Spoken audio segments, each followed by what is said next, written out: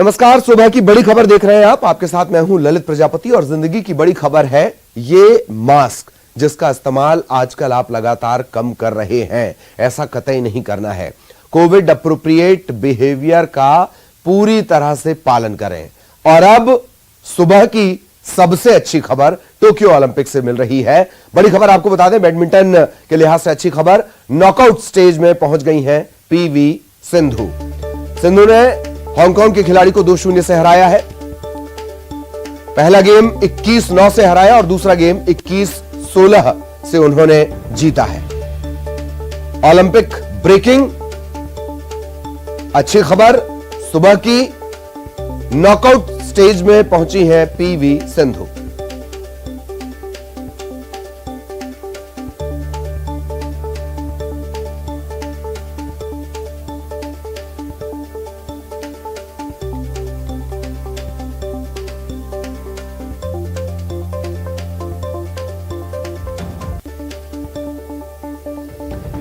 हालांकि एक और खबर भी ओलंपिक से ही मिल रही है। नौकायन में अर्जुन लाल हार गए हैं।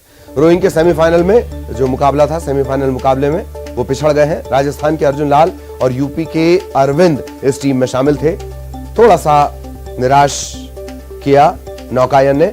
नौकायन की पुरुष लाइटवेट डबल स्कल्स रोइंग स्पर्धा में ये दोनों भाग ले रहे थे। तो अर्जुन लाल और अरविंद ये दो टीम में थे। मुकाबला अर्जुन लाल हार गए हैं। रोइंग के सेमीफाइनल मुकाबले में वो पिछड़ गए हैं।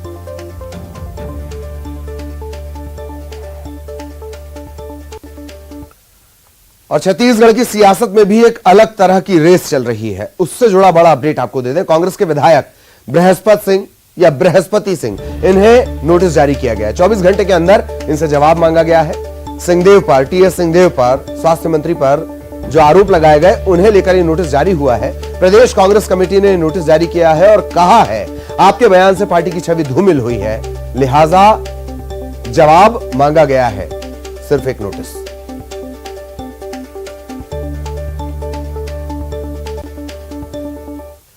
और छत्तीसगढ़ विधानसभा का मानसून सत्र लगातार चल रहा है, तीसरा दिन है। स्वास्थ्य मंत्री पर अब सबकी निगाहें टिकी हुई हैं कि क्या टीएस सिंहदेव, टीएस बाबा कार्यवाही में शामिल होंगे या नहीं होंगे। इसके अलावा आज क्या होगा, आज मंत्री अपने अपने विभागों से जुड़े सवालों पर जवाब भी देंगे। तो आज हंगामे के पूरे आसार विधानसभा में हैं।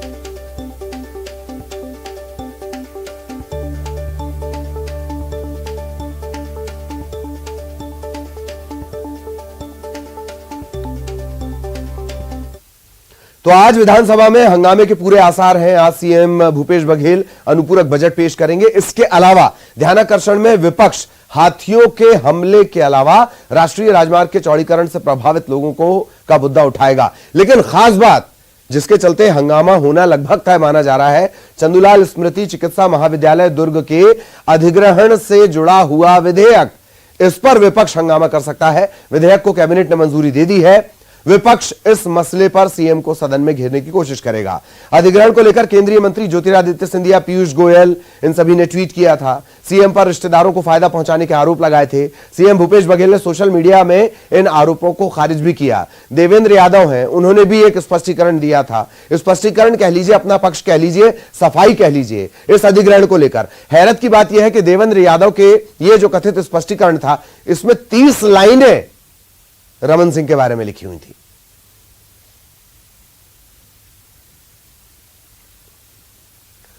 तो आज सदन में क्या कुछ होता है, इस पर सबकी निगाहें टिकी रहेंगी। और सहयोगी ममता इस वक्त हमारे साथ जुड़ी हुई हैं। सीधे ममता के पास आपको लिए चलेंगे। ममता, आज बहुत दिलचस्प तस्वीरें, एक टीएस सिंहदेव कार्रवाई में शामिल होंगे या नहीं, और दूसरा मेडिकल कॉलेज के अधिग्रहण का जो मामला है, इसे लेकर आक्रामक विपक्ष, और वो भी तब जबकि केंद्र की निगाहें इस पर जमी हुई हो। ममता,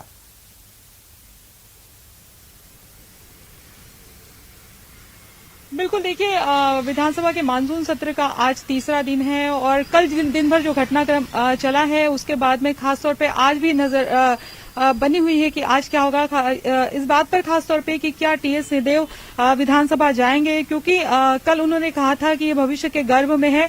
और कल हालांकि पार्टी ने जो है वो बृहस्पति सिंह उनको नोटिस दे दिया है, 24 घंटे के अंदर जवाब मांगा है कि कैसे उन्होंने स्वास्थ्य मंत्री टीएस सिंहदेव पर यह गंभीर आरोप लगाया है और इसके पीछे साक्ष्य क्या है। और ये भी कहा गया कि पार्टी की छवि धूमिल हुई है। दूसरी बात, तो अब इस मसले को अगर हम बात करें तो कल विपक्ष ने दिन भर इस मामले को लेकर हंगामा भी किया था। उसके साथ ही अगर हम बात करें तो आज भी ऐसा नहीं लगता है कि मामला थमता हुआ नजर आ रहा है। स्वास्थ्य मंत्री टीएस सिंहदेव अभी इस वक्त अपने सरकारी बंगले में ही है और सबकी निगाहें इसी बंगले पर रहेंगी कि वो विधानसभा के लिए निकलते हैं या नहीं। अभी फिलहाल अगर हम बात करें तो यहाँ पर सन्नाटा पसरा हुआ है। कल तो यहाँ पर एक बोर्ड लगा हुआ था कि किसी का भी जो है प्रवेश, यहाँ पर ताला लग गया था और एंट्री नहीं थी। अब दिन भर कल समर्थक जो है वो जुटे रहे, रात को भी यहाँ पर देर शाम तक के समर्थक आते रहे। अब ये खासतौर पे नजर रहेगी। दूसरी बात अगर हम बात करें तो निजी मेडिकल कॉलेज जो है चंदूलाल चंद्राकर जो मेडिकल कॉलेज है उसको सरकार ने अधिग्रहित किया है और उसका बिल जो है वो आज विधानसभा में पेश किया जाएगा। विपक्ष इस पर भी लगातार कल से अगर हम बात करें तो विपक्ष के आरोप प्रत्यारोप लग रहे हैं। ज्योतिरादित्य सिंधिया ने तो ट्वीट किया ही था, पीयूष गोयल ने भी ट्वीट करके आरोप लगाए थे कि अपने लोगों को फायदा पहुंचाने के लिए, उनको घाटे से उबारने के लिए इस मेडिकल कॉलेज का अधिग्रहण किया जा रहा है। हालांकि सरकार की तरफ से जवाब भी आया था इस पूरे मामले को लेकर कि जो समय बचाया जा सकता है, जो बिल्डिंग बनाने में जो समय लगता वो समय बचाया जाएगा और तमाम जो चीजें हैं वो सारी चीजें कल विधानसभा में रखी जाएंगी। तो कहीं भी ऐसा नहीं है, ये छत्तीसगढ़ के बच्चों के भविष्य को देखते हुए ये फैसला लिया गया है ताकि एक मेडिकल कॉलेज की सुविधा जल्द से जल्द मिल जाए। ये सरकार ने अपनी तरफ से तर्क दिया था। दूसरी बात अगर हम बात करें तो हाथियों की मौत के मामले में भी सवाल लगाए गए हैं और राष्ट्रीय जो राजमार्ग है उसके आसपास के लोगों को मुआवजा में जो देरी हो रही है उसको लेकर भी आज हंगामा हो सकता है। जी चलिए, तो हंगामा ये लगभग तय माना जाए। बहुत बहुत शुक्रिया ममता, आप लगातार नजर बनाए रखें, आगे भी आपके जरिए अपडेट हम अपने दर्शकों तक पहुंचाएंगे। इधर मुख्यमंत्री शिवराज सिंह चौहान थोड़ी देर बाद संबोधित करने वाले हैं बीजेपी के चिंतन शिविर में। कार्यकर्ताओं को वो संबोधित करेंगे। गरीब कल्याण और आत्मनिर्भर भारत पर यह संबोधन होगा।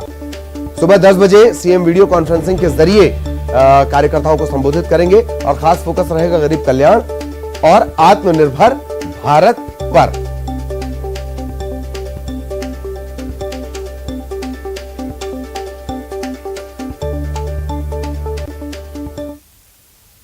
पशुपालन विभाग की योजना पर ताला लग गया है। 1962 पशुधन संजीवनी योजना बंद हो गई है।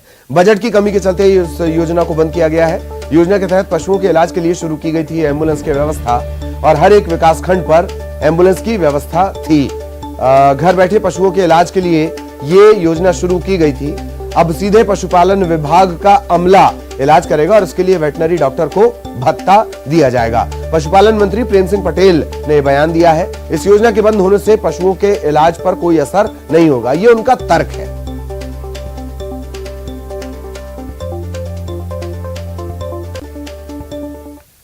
स्वतंत्रता दिवस के कार्यक्रम में इस बार बच्चे शामिल नहीं होंगे।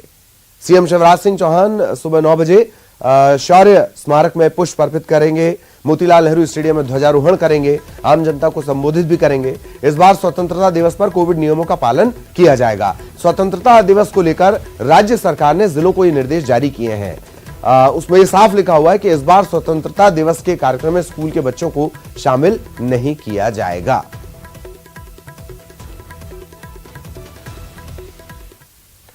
ग्वालियर हाईकोर्ट ने जिला कलेक्टर को 25,000 रुपए के जमानती वारंट पर तलब किया है। कोर्ट ने अवमानना याचिका की सुनवाई करते हुए यह आदेश जारी किया। कोर्ट ने कलेक्टर को 2 अगस्त को तलब किया है।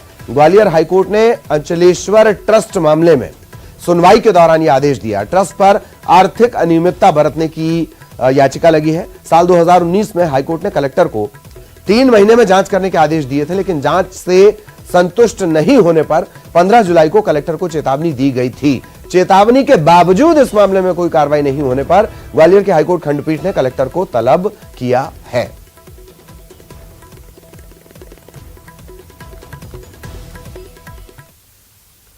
और धार से इस वक्त बड़ी खबर मिल रही है। बिग ब्रेकिंग, हैट्रिक कंपनी में हादसा हुआ है। 3 मजदूरों की मौत हो गई है। सेप्टिक टैंक में ये मजदूर गिर गए। इलाज के दौरान इन मजदूरों ने दम तोड़ दिया। पीथमपुर की घटना है। धार के पीथमपुर से बड़ी खबर आपको बता दें। एक कंपनी में हादसा हुआ, 3 मजदूरों की मौत हो गई। सेप्टिक टैंक में ये मजदूर गिर गए थे। इन्हें इलाज के लिए भी पहुंचाया गया, लेकिन इलाज के दौरान इन मजदूरों की मौत हो गई।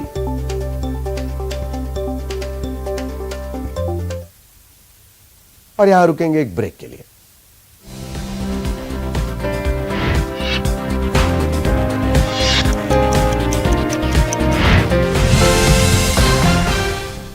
ब्रेक के बाद मौसम की बात। मौसम विभाग ने मध्य प्रदेश और छत्तीसगढ़ दोनों जगहों पर कई जिलों के लिए भारी और अति भारी बारिश की आशंका जताई है। ऑरेंज येलो अलर्ट जारी किया गया है। शिवपुर कला, मुरैना, भिंड, दतिया, गुना, ग्वालियर, शिवपुरी, अशोकनगर यहां के लिए ऑरेंज अलर्ट जारी किया गया है।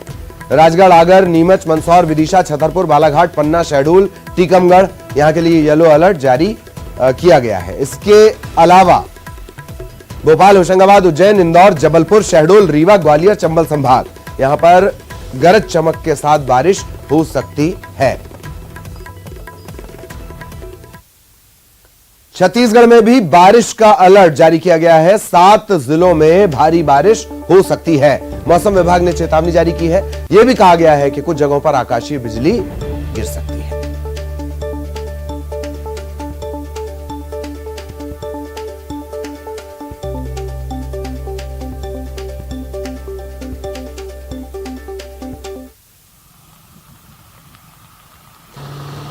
तो इन 7 जगहों पर भारी बारिश का अलर्ट भी जारी किया गया है। ये तस्वीरें आप देख रहे हैं। बलरामपुर, राजनांदगांव, कोरबा, मुंगेली, अलग अलग जगहों की तस्वीरें। जांजगीर चांपा।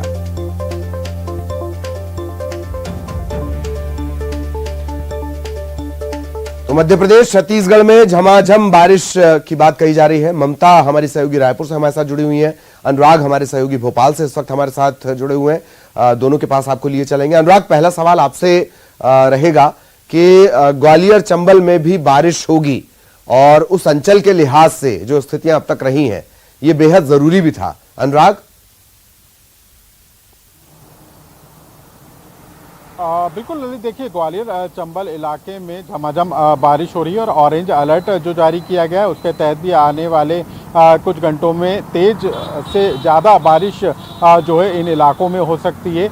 अभी तक जो खबरें निकल कर आ रही हैं, भिंड, मुरैना, श्योपुर वगैरह में जो है सबसे ज़्यादा बारिश दर्ज की गई है और जिसके कारण कई रास्तों को बंद भी किया गया है। कई पशु भी जो है बारिश और बाढ़ में फंस गए थे, जिनको रेस्क्यू करके निकाला गया है। लेकिन अब मौसम विभाग ने जो अलर्ट जारी किया है उसके तहत ग्वालियर चंबल इलाके के जो ज़्यादातर इलाके हैं वहाँ पर तेज बारिश होगी। तो ग्वालियर चंबल के लिहाज से ये बारिश काफ़ी अहम मानी जा रही है। लेकिन बीते कुछ घंटों से हो रही बारिश और अब ऑरेंज अलर्ट जारी होने के बाद लोगों को मुश्किलों का सामना जरूर करना पड़ सकता है। वाकई मुश्किलों का सामना करना पड़ सकता है।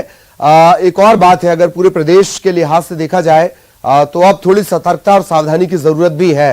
अनुराग, अलग अलग जगहों से लगातार इस तरह की खबरें बढ़ने लगी हैं, गलतियों की, लापरवाही की। अनुराग,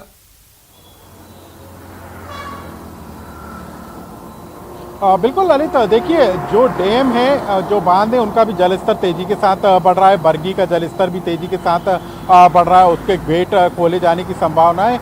और भी कई बांध हैं जहां पर उनका जलस्तर बढ़ने के बाद उनके गेट खोले जाएंगे और ऐसे में निचले इलाकों में पानी ना भरे, इसको लेकर अलर्ट अभी से जारी किया जा रहा है। आपदा प्रबंधन की टीमों को अलर्ट रहने के निर्देश दिए गए हैं और जिस तरीके से मौसम विभाग ने चेतावनी जारी की है ऑरेंज और येलो अलर्ट को लेकर, उसके बाद एहतियात बरतना। ये बात सही है, एहतियात बरतने की जरूरत है। ममता भी हमारे साथ जुड़ गई है। ममता, आपके पास मौसम का क्या कुछ अपडेट? 7 जिलों के लिए अलर्ट जारी किया गया है। ममता,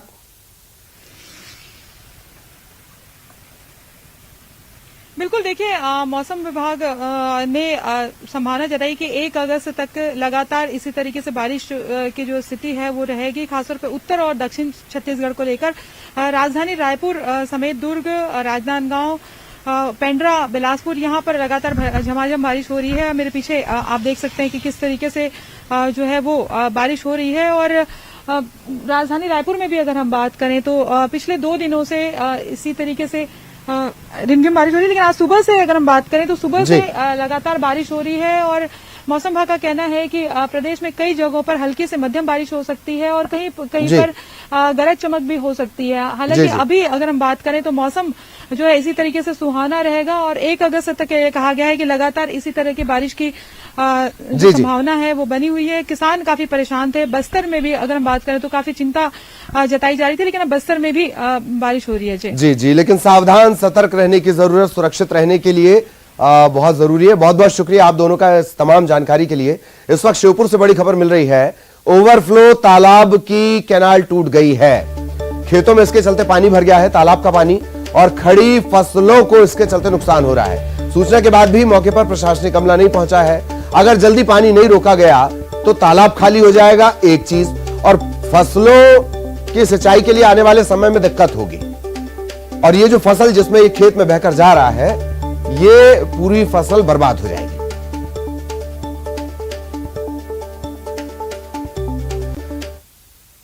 गुजरात में हड़प्पा काल के शहर धोलावीरा को यूनेस्को की विश्व धरोहर सूची में शामिल किया गया है। यूनेस्को ने ट्वीट करते हुए लिखा कि भारत में हड़प्पा कालीन शहर को विश्व धरोहर की सूची में अभी शामिल किया गया। बधाई हो। यूनेस्को की विश्व धरोहर समिति के 44वें सत्र के दौरान धोलावीरा और रामप्पा मंदिर को इस सूची में शामिल किया गया। गुजरात में अब 4 विश्व धरोहर स्थल हो गए हैं। धोलावीरा, पावागढ़ के निकट चंपानेर, पाटन में रानी की वाव और ऐतिहासिक शहर अहमदाबाद। इस मौके पर प्रधानमंत्री ने ट्वीट करते हुए कहा कि वो इस खबर से बहुत खुश हैं, वहां अवश्य जाना चाहिए, विशेष रूप से इतिहास, संस्कृति और पुरातत्व में रुचि रखने वालों को। मैं अपने विद्यार्थी जीवन में पहली बार धोलावीरा गया था और उस स्थान को देखकर मंत्रमुग्ध रह गया। गुजरात के मुख्यमंत्री के तौर पर मुझे धोलावीरा में धरोहर स्थल संरक्षण और पुनर्स्थापन कार्य से जुड़े पहलुओं पर काम करने का मौका मिला था। आपको बता दें कि तेलंगाना के वारंगल में पालमपेट स्थित रामप्पा मंदिर के बाद इस महीने विश्व धरोहर सूची में शामिल किया गया भारत का ये दूसरा स्थान है।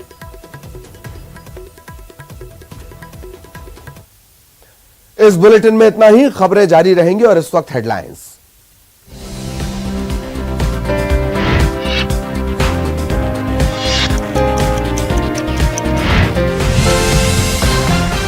Headlines presented by Join ISBN University. Call 93731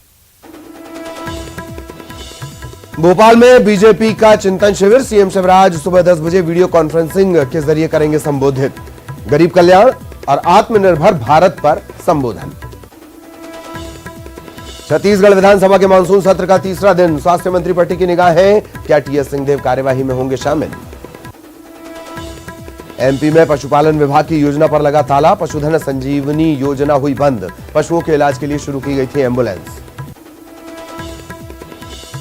Madhya Pradesh, Chhattisgarh में हो सकती है भारी बारिश, मौसम विभाग की चेतावनी, कई जिलों के लिए ऑरेंज, येलो अलर्ट जारी।